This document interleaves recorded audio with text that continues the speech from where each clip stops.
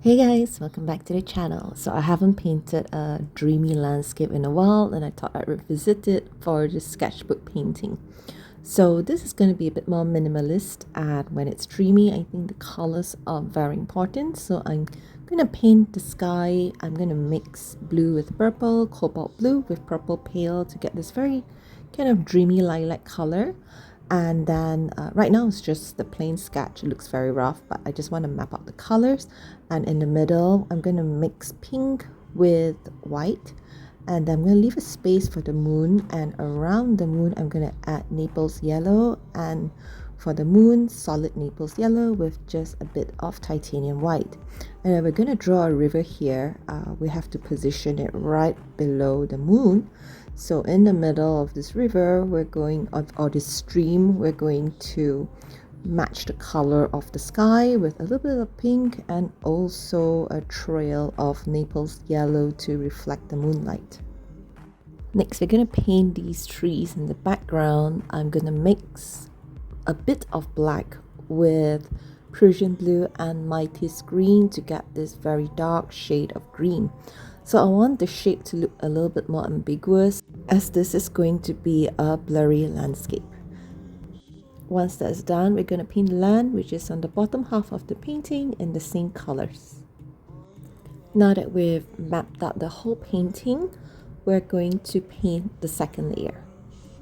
I think some people might view this as unnecessary, but for me, I feel a little bit less intimidated when I've, like I said, mapped out the whole painting. So I have this sort of visual of the final product, and then I can just see if there's anything I want to change along the way.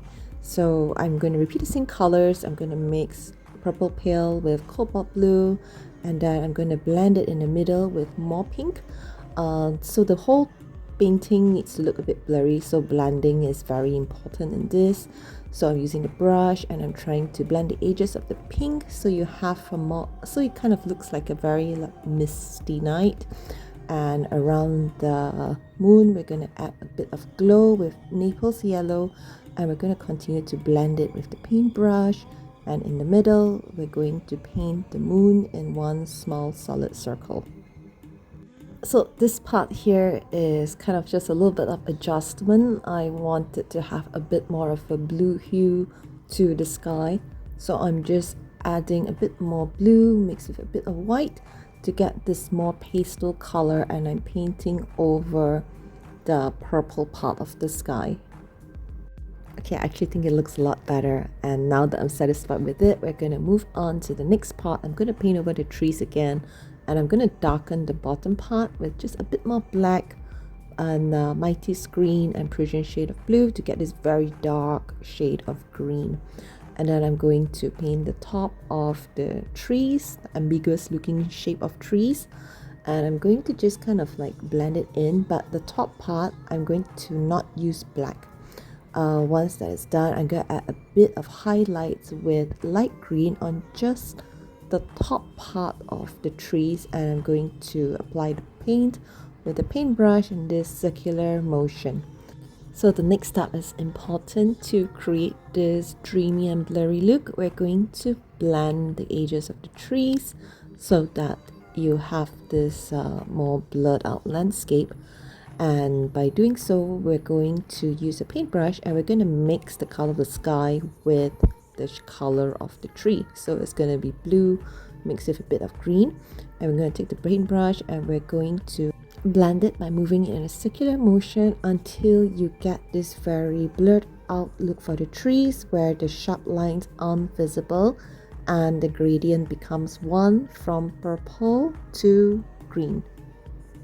Next, we're going to paint the bottom half of the painting. So the color remains the same. We're going to mix black with blue and green for the sides of the stream, and then for the stream we're going to match it with the color of the sky. And in the middle here I'm going to blend pink, and like I said, blending is very important because this has to look a bit blurry as well. And once I've blended the pink, I'm going to add just a little streak of Naples yellow, and I'm going to blend that as well. When you're trying to blend to achieve this blurry look, I find that using the paintbrush like a color pencil works best. So you just have to be patient and you have to kind of go left and right or up and down or circular motions until it's soft. Okay, next we're going to add highlights on the grass or around the riverbanks in light green. So earlier I was using a finger to smudge it, and then I'm now going to blend riverbanks. I'm going to mix green with the color of the stream, and I'm going to do the same thing as I did for the trees earlier.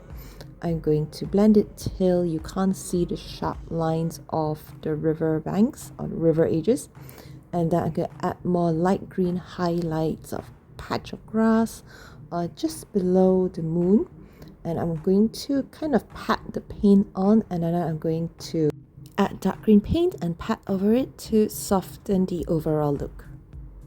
And then I'm going to continue to blend around the riverbanks until it becomes a lot softer and looks a bit more blurrier for this whole landscape.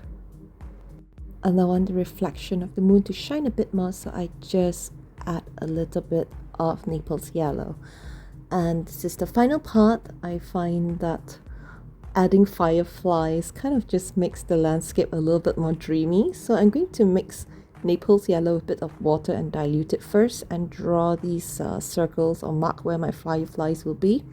And once that is done, I'm going to just add a dot of Naples yellow in between these diluted circles that I've drawn, and the fireflies will have this glow around it.